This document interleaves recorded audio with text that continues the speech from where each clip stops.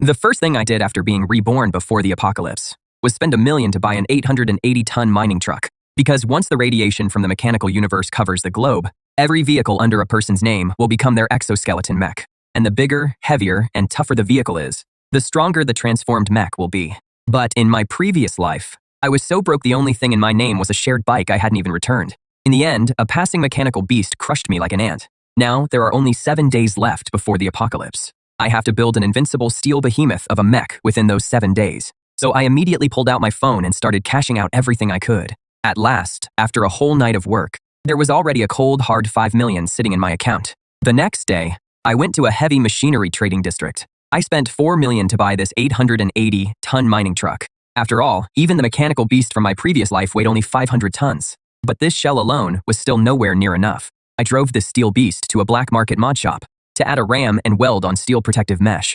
Then, turn the truck bed into a mobile armory. I wanted everyone to fear my mech. When my truck stopped at the entrance of the shop, everyone was startled. The mechanic, Lou DePau, looked at the steel beast and said, "Buddy, you took a wrong turn, didn't you? This is a repair shop, not an open pit mine." That thing of yours shook my foundation so hard it cracked. I pulled a blue blueprint out of my pocket and said, "I'm not here for maintenance, I'm here for modifications.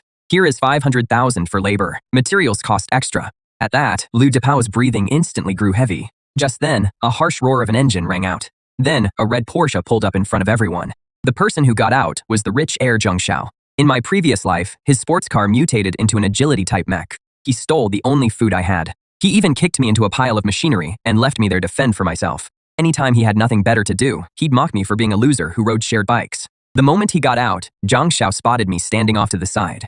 Well, if it isn't Lin Fan, don't tell me that junk by the door is yours. If it really is yours, move that heap of junk aside. Don't block my car from getting onto the lift. I ignored him. There was no need to argue with someone who'd be dead in a few days. To speed things up, I paid an extra $200,000 for overtime. A triangular ram was mounted on the front of the vehicle. The windows were sealed shut with steel mesh. Only a few viewing slits were left. The tires were reinforced with thick steel anti-blowout chain netting. The inside of the vehicle was turned into a safe room. It was split into a storage area and a sleeping area. At last, it was the early morning of the third day. The basic build of my Fortress Tyrant was finally complete, but I knew it still needed one last piece to be complete. I drove the Fortress Tyrant straight to the biggest logistics warehouse in the city and loaded a full 300 tons of diesel into it. Then I bought countless supplies and packed them into the living area. After all that, I finally went to sleep, satisfied, and got a good night's rest. It wasn't until the final 24 hours before the apocalypse that everyone started to feel that something was wrong. The sky took on an eerie grayish-yellow color. A higher dimensional energy wave and a mechanical spark were approaching Earth. I slowly drove the Fortress Tyrant toward a dead-end road. The ground there was high, and the view was wide open. It was a good spot to attack or defend from. Most importantly, there were very few people around. The first wave of the apocalypse didn't come from mechanical beasts, but from the mutation of the vehicles around people. During rush-hour traffic, thousands of vehicles mutated at the same time. The chaos that followed was the real hell. As a purple shockwave tore across the sky, the whole world let out a metallic roar. The black beast on the broken bridge also finished its mutation. System self-check complete. System self-check complete. S-Class mech vehicle, Fortress Tyrant, awaiting orders. Hearing that, a smile curled at the corner of my mouth. I slammed the gear lever down. The massive black vehicle roared to life. It charged toward that crossroads, a hell on earth. As I drove, I tried to link with it through my mind and control the Fortress Tyrant with my consciousness. Just then, a red dot appeared on the radar. A mutated bus. That double-decker bus had transformed into a steel centipede. It came hurtling down the slope straight at me. In the early stages of mutation, larger mechs would instinctively prey on other mechs. They evolved by devouring the other side's metal core. Not only did I not hit the brakes, I floored the gas and charged straight at it instead. When the bus centipede slammed into my front bumper, the force of the impact instantly sent it flying backward. Then I drove Fortress Tyrant forward and mercilessly crushed the bus's body. The next second, the system displayed, Level 1 mutant killed, bus type. Received 50 metal origin points.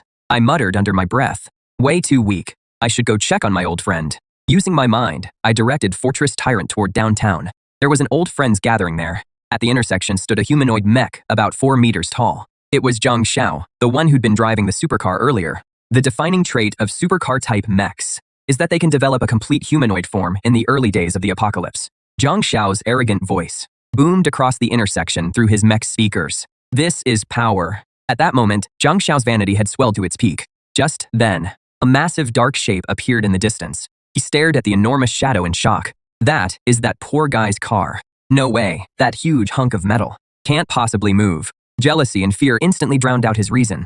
Zhang Xiao controlled Scarlet Lightning and charged straight at me. In less than 2 seconds, he crossed 100 meters. The carbon fiber high-frequency vibrating blade in his hand was aimed straight at one of my tires. But when he brought the blade down, Zhang Xiao's blade shattered against the tire instead. The massive recoil instantly blew his arm apart. Seeing that, I drove Fortress Tyrant straight over Scarlet Lightning. The next second, that heap of red scrap metal was smashed straight into the ground. It turned into a thin red sheet of scrap. Right after that, the system displayed Level 1 mutant killed, supercar type. Received 1 rare speed module fragment. Just as I crushed Scarlet Lightning, 3 mechanical beasts dove down from the clouds overhead. The concrete ground suddenly cracked open as well. A burrowing type emerged from below. I reached out and pressed a red button on the console. With the hydraulic system roaring, the camouflage tarp at the rear of the vehicle was ripped away, revealing the twin-mounted 30mm autocannon turret underneath. I licked my lips, my eyes burning with a frenzied will to fight. Come on, all of you at once. Let me show you what it means that caliber is justice. When the twin-mounted 30mm autocannon motor started warming up and spinning, the air filled with the acrid smell of ionization. The 3 mechanical beasts in the sky had clearly underestimated the anti-air power of that black mass of steel on the ground. They pulled in their blade-like wings and dove down together in a pack. The acid sacs on their undersides opened, green corrosive fluid ready to spray out. I sat in the cockpit as 3 red crosshairs locked firmly onto the targets in the air. Then, I lightly pulled the red trigger. 200-meter-long streams of fire instantly burst from the rear of the truck bed. The first mechanical beast in the lead didn't even have time to dodge before the shells hit it and blew it apart in the sky. Countless burning fragments fell like a rain of fire and landed on the abandoned vehicles around us with a sizzling hiss. Right after that, I pushed the control lever and kept aiming. The remaining mechanical beasts sensed the deadly danger and let out terrified shrieks. They tried to climb and escape, but the autocannon turned far faster than they could fly. The second mechanical beast was hit across the tail, and its entire lower half was blown away.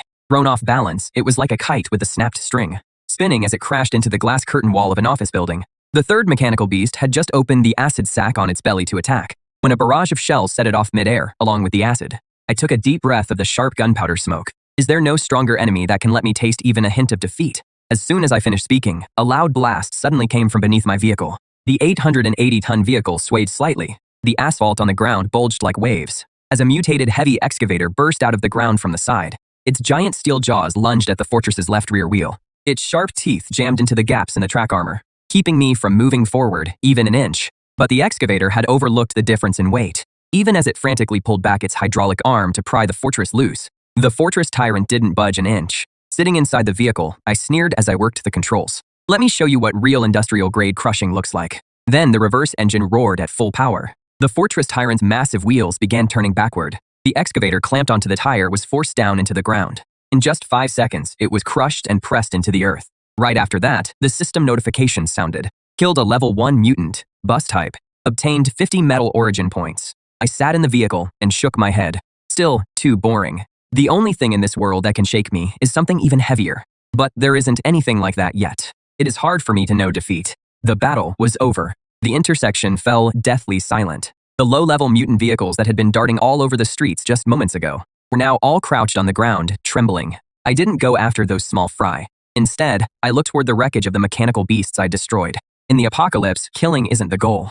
Resources are the real prize. I pressed the button. Flexible mechanical tentacles extended from both sides of Fortress Tyrant. These were maintenance arms I added at the mod shop on a whim. Now they had become the perfect scavenging tools. A mechanical arm precisely stabbed into the excavator's scrap metal and pulled out a blue glowing core crystal. Next was the speed module core from the flattened Ferrari. I had Fortress Tyrant devour those cores. Soon, a warm current spread through the vehicle. Absorption, successful. Armor strength increased by 0.5%. Obtained skill fragment, instant acceleration. 10 fragments are needed to unlock it. Then, the rumbling started up again. The black beast rolled over the wreckage scattered across the ground and headed for the logistics park on the edge of the city. Soon, a strange scene appeared on the highway leading to the logistics park. At the very front was a massive black mining truck that seemed to blot out the sky. It ruthlessly slammed aside the wrecked vehicles blocking the road, and the wandering low-level vehicles as well, forcibly carving a wide road through the ruins. And about 200 meters behind me, a small convoy was following cautiously. 3 private cars and a small panel van. I'd already picked up the convoy behind me on radar, but I didn't chase them away. In the early days of the apocalypse, people who can quickly read the situation and choose to ride someone else's coattails like this usually live a little longer, and with a few cannon fodder behind me, they could also serve as an alarm. However, when the convoy reached the bridge, they found the bridgehead was already blocked off. More than a dozen modified pickups and SUVs were parked across the road. Their vehicles formed a crude barricade. Several men stood on the roofs, holding shotguns and fire axes. Every one of them looked vicious. Just a few hours after the apocalypse began, the evil in human nature was already starting to surface. They had taken over a key stretch of the road, just to rob people fleeing for their lives. All vehicles, stop right there. The bald leader stood on top of a Range Rover, waving a red signal baton. In their eyes, any car trying to leave the city had to pay a toll. The cars behind me were obviously terrified. Some even tried to turn around. Seeing that, I didn't slow down. Instead, I shifted into a higher gear and charged straight through. The massive black truck cast a huge shadow in the sunlight, quickly covering the whole barricade area. The bald man's cocky expression instantly froze. As the distance closed, he finally saw what was charging at him. The bald man let out a panicked, high-pitched scream. He threw down the flag and tried to dive into the Range Rover, but his men were half a beat too slow. One of them even instinctively raised a shotgun and fired at the steel fortress's tire. But it was completely useless. I drove the fortress Tyrant's massive ram straight into the barricade made of pickups and SUVs. Before the bald man could get into the car, the massive impact sent him flying. He slammed into the guardrail and passed out. In just 3 seconds, the barricade was gone. All around were the wrecks of smashed-up cars. I didn't even spare them a glance. I drove the Fortress Tyrant straight onto the bridge. Before leaving, I also grabbed the cores from those vehicles. Soon, I drove the Fortress Tyrant to the plaza of a service area and got ready to park and sort through the cores, while also taking care of the people trailing me. As my vehicle came to a stop, the cars following behind hurriedly stopped about 30 meters away. The doors opened, and several people got out, trembling.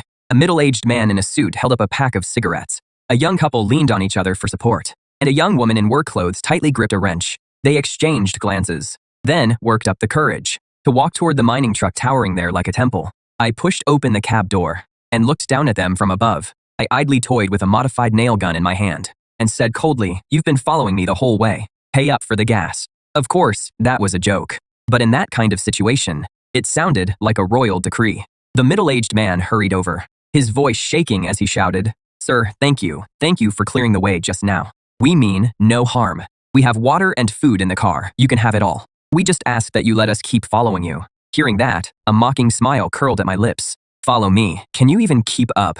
The young girl suddenly shouted, "We'll keep up even if it kills us. I know where you're going. You're going to build a camp, right? I'm a mechanical engineering student. I can fix cars. I can be useful." The girl from the young couple quickly raised her hand too. "I can cook." The sturdy middle-aged man also pulled out his ID. "I'm a surgeon. There may not be any medicine right now, but I can treat injuries. A mechanic, a doctor, and someone for logistics." I raised an eyebrow. That was actually a pretty solid lineup for the early days of the apocalypse. Even though I have an invincible fortress in this life, people still need rest. Some chores really do need extra hands. So I was silent for a moment, then said coldly, "I don't keep freeloaders. If you want to follow me, don't fall behind." To everyone there, my words sounded like music from heaven. The people below were so excited they nearly cried. With monsters everywhere and human life treated like nothing, being able to follow someone this strong on the first day of the apocalypse was practically a blessing from God. Inside the cab, I quietly thought things over. Zhang Xiao is dead, the road thugs are gone, and I've taken in some followers. A perfect end to day one. Next, it is time to get that thing. I pulled a crumpled map from my jacket and tapped a spot marked with a red circle. It was an air raid shelter beneath the city, the legendary military supply depot. It had the reactor component I needed for my next stage of evolution. Entrance to the air raid shelter in the western suburbs of Linhai City. This place used to be a military zone disguised as an abandoned factory. The heavy wire fence had long since rusted, hiding a wartime supply depot deep underground. The black mining behemoth came to a stop in front of a concrete blast door nearly 10 meters tall. The door was half a meter thick. It had originally needed a complex electronic key and iris scan to open, but during the MP after the apocalypse began, the electronic lock had long since burned out. The door had become a dead end. The convoy behind us came to a stop. The mechanical engineering girl named Susu jumped out of the vehicle with a toolbox in her hand and jogged over to the mining truck's huge tire. She tilted her head up at the dark cab and shouted, "Boss, this door runs on hydraulics. The electronic lock is broken, but I can try to short the backup power or find the manual pressure relief valve." The cab window lowered a crack, and then a cold voice came from inside. "Too slow. In the apocalypse, time is life. in the face of absolute mass. Nothing can't be smashed through. I looked at the massive concrete door. The radar showed that behind it was the main tunnel fortress, stretching for 3 kilometers. Ramming mode adjusted. The mining truck let out a low roar and backed up 50 meters before accelerating. With a weight of 880 tons, plus more than 3,000 horsepower of thrust, the moment it hit the door, its kinetic energy was unleashed to the fullest. That blast door, supposedly able to withstand a nuclear shockwave, under a single-point breakthrough by pure physical force, let out a harsh crack as the concrete shattered. Then the entire door was rammed inward, before collapsing with a thunderous crash. As for my fortress, it only lost a little paint on the ram. Then I stepped on the gas. The black vehicle rolled over the wreckage of the door and drove into the dark underground tunnel. The survivors behind us were dumbfounded, but they still followed behind us anyway. The tunnel was pitch black inside. Only the 4 searchlights on top of the mining truck pierced the darkness like 4 swords of light. The air here was murky, with a stale smell of motor oil and mold. Suddenly, a dense cluster of red dots appeared on the radar as a military restricted zone. This place had once been equipped with a large number of automated defense systems, under the radiation from the mechanical spark. Even these once lifeless machines had mutated. At the top of the tunnel ahead, several upside-down automated sentry guns suddenly swung their barrels around. Their infrared sensors locked firmly onto the intruders. Then, a dense spray of gunfire burst out instantly. Bullets rained against the armor plating on the front of the minecart. If it had been an ordinary vehicle, it would have been riddled with holes by now. But against the fortress's marine steel plates, dozens of millimeters thick, the bullets could only leave faint white marks. I didn't even flinch. I didn't use the precious 30mm autocannon. Instead, I turned on the roof-mounted secondary weapon system. It was a twin-barreled high-pressure water cannon I had installed on the side at the mod shop. It was originally meant for washing ore, except now, the tank wasn't filled with water, but with used engine oil I had swiped from the gas station. 2 black streams of oil sprayed at the sentry guns. Right after that, I fired a flare at them. The flames instantly swallowed the entire ceiling. Those mutated sentry guns may have developed simple awareness, but they were still fixed targets. Under the blazing fire, a string of explosions echoed through the tunnel. The convoy behind us carefully drove around the still burning wreckage. Susu looked at those precision weapon parts, and it pained her to see them. Such good stuff. Those servo motors are still usable. Just then, my voice came over the loudspeaker. If you want them, I'll give you 5 minutes to clean up the battlefield. Take anything that is still usable. We'll need it for repairs later. That made Susu's eyes light up. She immediately jumped out of the vehicle and took several people with her to start frantically stripping parts. That was one of the reasons I brought them along. I needed a professional logistics team to turn all the spoils into combat power. Soon, after passing through the long tunnel, we finally reached the main storage area at the deepest level. The space suddenly opened up. It was as big as a soccer field. Row after row of huge shelves were stacked with dark green wooden crates. Guns, ammunition, military rations, body armor. This was practically a treasure vault in the apocalypse. All the survivors went crazy. Even the doctor who had always stayed calm. At that moment, he was also clutching a box of emergency medical supplies. His hands trembling. But I wasn't interested in any of that. My eyes locked onto the center of the storage area, where an isolated chamber wrapped in thick lead plating stood. A bright red radiation warning sign was posted there. Inside that chamber was the base's backup power source, a core set of micro-fission batteries. This was black tech designed so that even after nuclear war broke out, the base could still keep running for 50 years. It was also the key to the Fortress Tyrant's evolution. As the massive valve began to turn, the door, sealed for decades, slowly opened. A ghostly blue light shone through the crack. In the center of the chamber stood a transparent cylindrical container. Suspended inside were 3 metal rods, glowing with a faint blue light. These were micro-fission fuel rods. Even through the protective suit, I could still feel that heart-pounding energy fluctuation. In the apocalypse, energy is divided into 3 levels. Level 1 is fossil fuel energy, gasoline, and diesel. It is inefficient, noisy, and non-renewable. Level 2 is electrochemical energy, lithium batteries, and hydrogen fuel. It is quiet, but its range is limited. Level 3 is nuclear energy and higher dimensional energy, with effectively unlimited endurance, and it can power energy shields and beam weapons. The fortress was still stuck at level 1, and these 3 rods were the key to reaching level 3. I didn't hesitate for a second. Back in the vehicle, I operated the mechanical arm on its side, and carefully picked up the 3 fuel rods. Then, the massive intake grill at the front of the truck slowly opened, revealing the bottomless devouring slot inside. As the mechanical arm fed the fuel rods into it, the entire underground space seemed to freeze in an instant. Immediately after, a terrifying suction force erupted from inside the mining truck. Every gauge on the dashboard instantly maxed out. The cabin's original orange-yellow lighting instantly turned into a blinding ghostly blue. System warning. Detected energy density in the high-energy reactor component exceeds safe limits. Forced assimilation in progress. The vehicle began to shake violently. The engine's roar changed. From the rough explosions of a diesel engine to a shriek like a turbojet engine, I let out a pained scream inside the cab. As the host, I was also enduring a massive energy impact. It felt as if magma were flowing through my veins, and blue light was blasting from my eyes. Assimilation complete, energy system upgraded. Hybrid micro-nuclear fission drive unlocked. New skill unlocked. Deflection field shield unlocked. New skill overload RAM. At that moment, the mining truck didn't look much different, but there was now a faint blue glow over its surface. Just as I finished evolving, terrified screams suddenly came from the hall outside. "Help, boss, help." It was the doctor's voice. I snapped my eyes open and saw that the hall outside had turned into a living hell. The tunnel entrance we came in through was already blocked. Countless mechanical rats, each only the size of a house cat, like a tidal wave, poured out of the ventilation ducts and even the cracks in the walls. And in the middle of the rat swarm stood a gigantic monster. It was a mutated garbage truck. Its cargo bed had turned into a massive breeding nest, spitting out new mechanical rats non-stop. The front of the truck was covered with countless compound eyes, giving off foul green toxic gas. At that moment, Susu, the doctor, and the others were backed into a corner. The rifles they had just picked up were nowhere near enough to hold back the overwhelming rat swarm.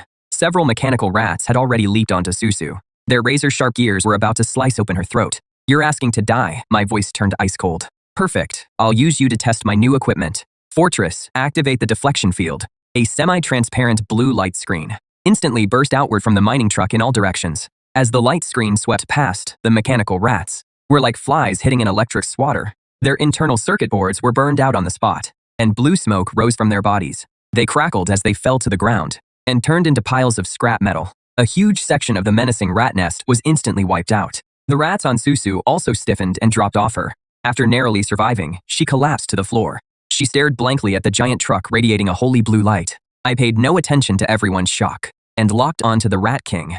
The Rat King was clearly enraged. It let out a piercing roar. Its cargo bed suddenly opened wide and sprayed out a stream of green corrosive venom, shooting straight toward the mining truck. I neither dodged nor flinched. I charged straight into the toxic spray. The venom splashed across the blue energy shield, hissing as it hit, then instantly vaporized. It didn't even touch the paint. This is what a level 3 power source does to a level 1 opponent. Then I channeled the newly acquired nuclear energy into the propulsion system. The 880-ton beast seemed to break free from gravity itself. Its speed shot up to 100 kilometers in just 2 seconds. A blue meteor streaked across the hall. The mining truck's ram, wrapped in a blue energy storm, slammed hard into the Rat King's chest. That garbage truck's seemingly heavy armor, in the face of a nuclear-powered impact, was like styrofoam.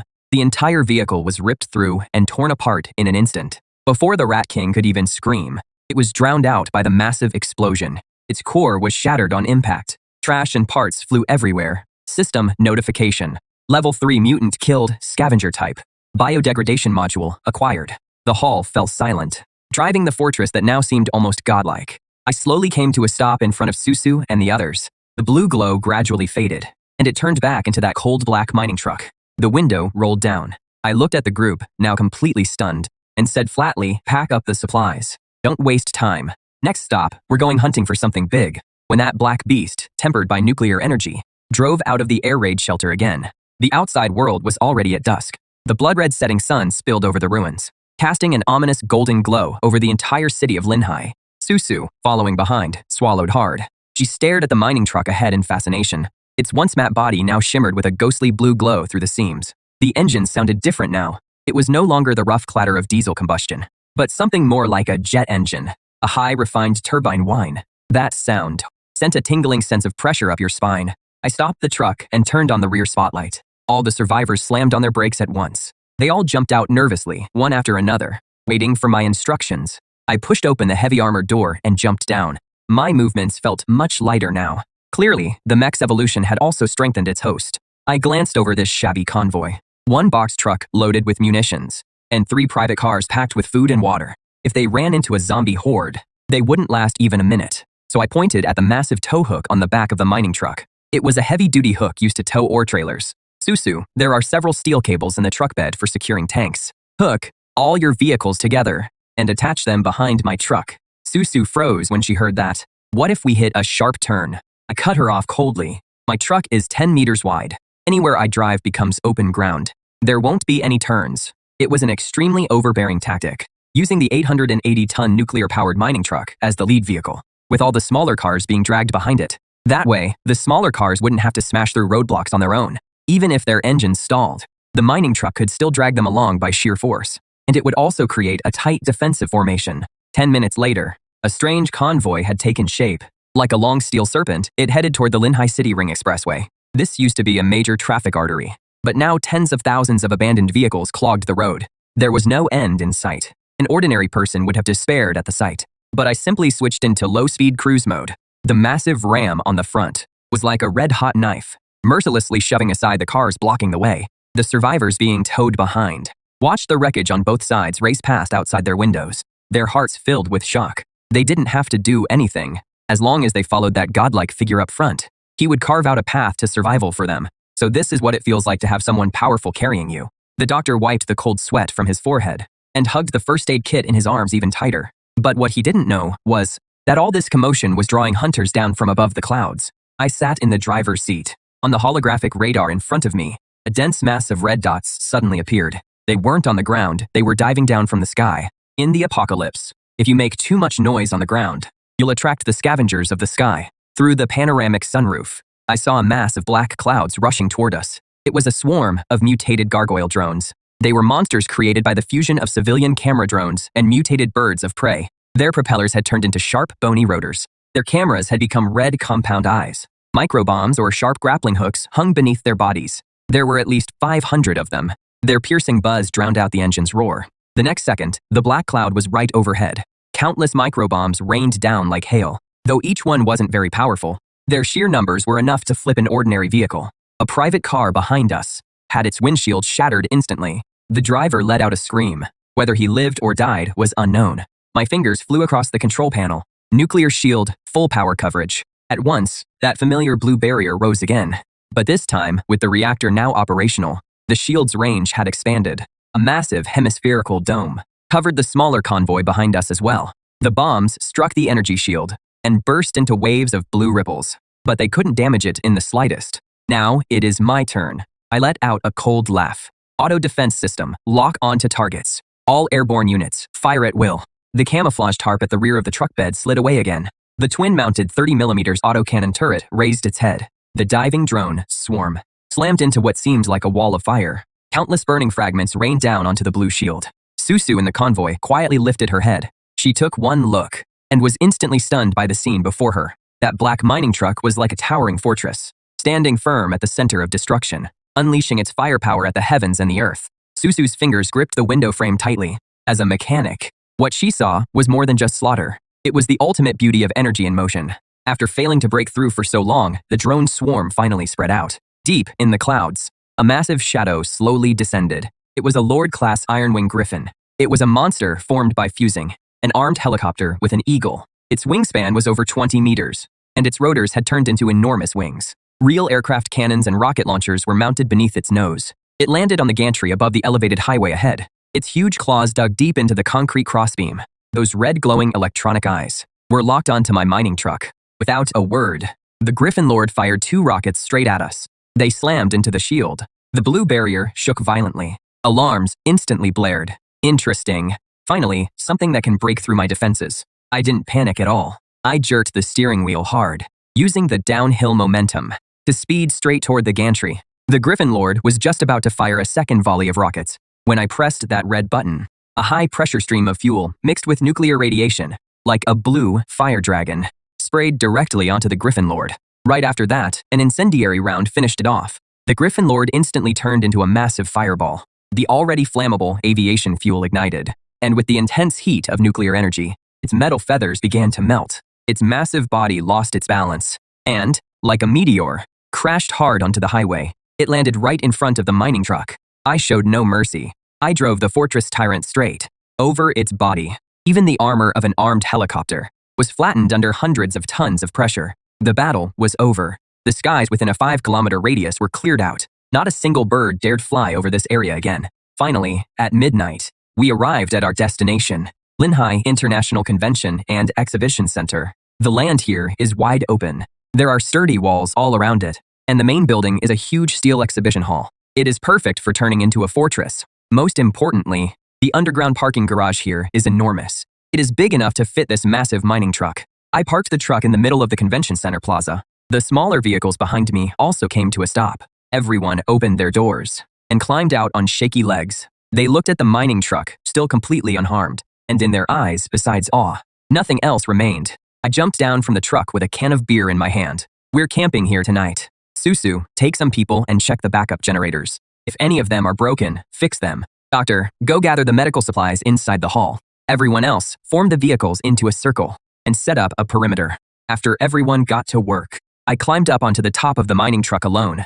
I sat beside the massive cannon turret, popped open the beer tab, and tilted my head back for a swig of ice-cold beer. In the distance, flames shot into the sky, and faint screams could be heard, and beneath my feet was an invincible fortress, and a group of utterly loyal followers. Next, it was time to let this city know who its new master was. Before long, 3 days had passed. I hadn't been idle during those 3 days. Susu led several survivors who knew machinery, and used the forklifts and steel beams inside the hall to carry out maintenance on the fortress Tyrant. Meanwhile, the doctors set up a decent field hospital, a proper field hospital.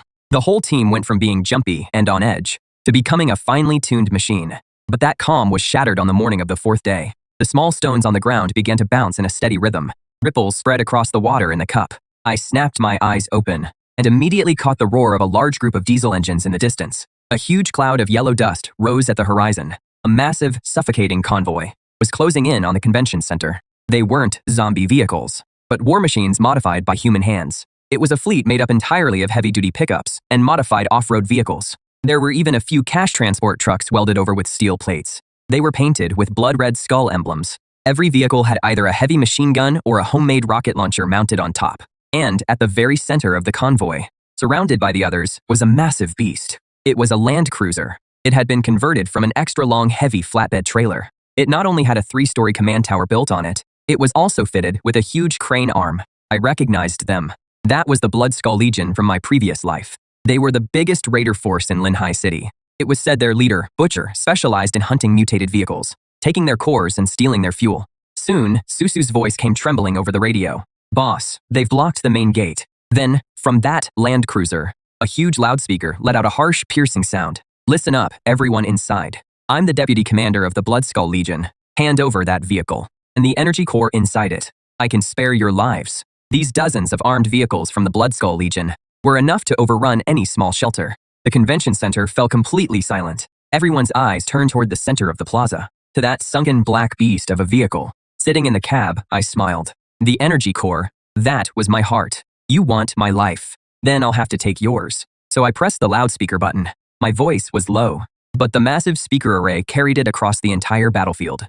Get lost or die. The raiders outside froze for a moment, then burst into laughter. You refuse the easy way, so don't blame us for the hard way. Boys, blow this place flat. At that command, dozens of rockets streaked forward trailing flames and slammed into the convention center's glass curtain wall like a rain of fire. I didn't hide behind cover. The massive black mining truck smashed straight through the exhibition hall's front glass doors and charged into the plaza like a tiger unleashed from its cage. The blue shield flashed with dazzling light under the sun as a barrage of bullets and rockets slammed into it. They only sent ripples spreading outward. They couldn't damage the truck at all. The raiders were stunned. They'd seen heavily armored vehicles before, but never one with its own energy shield. This time, it wasn't just the 30mm autocannon. On both sides of the mining truck, 2 rows of tightly packed launch ports suddenly popped out. They were man-portable thermobaric bombs I had grabbed from the armory along the way. Susu had modified them into a vehicle-mounted multiple launcher. 24 thermobaric bombs roared out. Those dozen or so vehicles instantly turned into scrap metal. The raiders inside couldn't even let out a scream before the pressure wave shattered their lungs. The destruction of the Vanguard didn't scare off the Bloodskull Legion. If anything, it only made them more savage. That is nuclear power. It is a nuclear-powered vehicle. If we take it, we'll rule the world. That massive land cruiser finally moved. It was like a derailed train, roaring as it charged into the plaza. Its weapon wasn't a cannon, but that enormous crane arm. Hanging from it was a 10-ton electromagnetic suction pad. It was specially designed to capture mutated vehicles. A powerful electromagnetic wave instantly enveloped my mining truck. If it had been an ordinary mutated vehicle, its electronic systems would have been disabled by now. But the Fortress Tyrant had a nuclear energy shield. The electromagnetic waves were completely blocked. I looked at the massive crane arm reaching toward me, with a hint of disdain in my eyes. I slammed it into low-range 4-wheel drive and pushed forward instead of backing off. I rammed straight into the land cruiser, which was twice as long as mine. With an earth-shattering crash, the two massive vehicles slammed into each other. The ground shook violently, and the concrete plaza instantly cracked apart. The front end of the land cruiser crumpled inward the instant it made contact, but with its extra-long body and the traction of its 20 wheels, it actually managed to withstand the mining truck's impact. On the cruiser's command tower, the butcher, his face thick with flesh, roared like a madman. Latch onto it. The massive electromagnetic suction pad slammed hard against the mining truck's shield, trying to crush it with sheer physical force, even though the red warning lights were flashing inside the cab. But I stayed frighteningly calm. I said something baffling into the radio. Susu, blow that one up. It turned out that in the collision just now, a self-destruct robot, piloted by Susu, had already quietly slipped under the land cruiser's chassis. Right below it was the main fuel tank. The moment Susu pressed the detonator, a violent explosion suddenly tore through the cruiser's undercarriage. It wasn't enough to destroy the whole vehicle, but it blew apart the main drive shaft, and it ignited the fuel tank. The fire instantly got out of control. I seized that brief moment of stiffness. The energy field that had been sustaining the shield was compressed in reverse in an instant, then unleashed through the micro-ram. A blue shockwave, visible to the naked eye, shot straight through the land cruiser's body. That arrogant land cruiser started breaking apart from the middle. Its massive keel snapped. Its command tower came crashing down. Amid Butcher's desperate screams, I drove the mining truck forward and crushed it again. The massive engineering tires climbed onto the cruiser's wreckage and ground this mobile fortress, and all the ambition inside it completely underfoot. The remaining raiders instantly fell apart. They threw down their weapons and armor and drove off in all directions in their remaining wrecks. I stopped on top of the burning wreckage and looked down over the battlefield. Susu and the doctor led people rushing out of the shelters. They gathered around the mining truck, cheering. They looked at the black beast towering over the ruins, and at the man sitting in the cab, like a god. At that moment, they were no longer just survivors. They were also subjects of this new king. The day after the battle ended, the convention center looked completely different. I didn't let anyone rest. Instead, I began a frantic round of construction. That destroyed land cruiser was wrecked, but it left behind a huge amount of steel plating, weapons, and supplies. Susu directed the workers to strip off those steel plates and weld them onto the convention center's walls, creating a true wall of steel. The doctor sorted through the medicine left behind by the raiders and set up a field hospital capable of performing surgery. As for me, I made a startling decision. I parked Fortress Tyrant in the main hall of the exhibition center. Then I connected a set of thick power cables, switching modes, core power supply mode. The micronuclear reactor inside the mining truck began powering the entire base. The lights came on. The air conditioning started up. The water purification system started working. Even the giant screen at the top of the exhibition hall lit up. In this pitch-black, deathly silent post-apocalyptic wasteland, the exhibition center had become a city that never slept. It was no longer just a temporary shelter. It was Tyrant City. A month later, Tyrant City had doubled in size. Survivors from the surrounding area came flocking in, seeking shelter. At that moment, I was standing on the roof of the exhibition center. Beside me was Fortress Tyrant, upgraded once again. It had now been fitted with an electromagnetic crane arm taken from a land cruiser. It even had limited transformation abilities. It could transform into a fixed gun turret bunker. Just then, Susu walked over holding a tablet. Her expression was grim. Boss, the radar picked up abnormal energy fluctuations near the coast. The energy reading is 10 times ours. I took the tablet, and on the screen, a massive red shadow was slowly rising from the sea. It was an aircraft carrier, a mutated aircraft carrier with limbs and tentacles all over its back. Mechanical beast, S-class Leviathan. I stared at that red blip. There was no fear in my eyes, only an even fiercer will to fight. I patted the mining truck beside me. Zhuangjia, looks like this still isn't the end. Our journey has only just begun.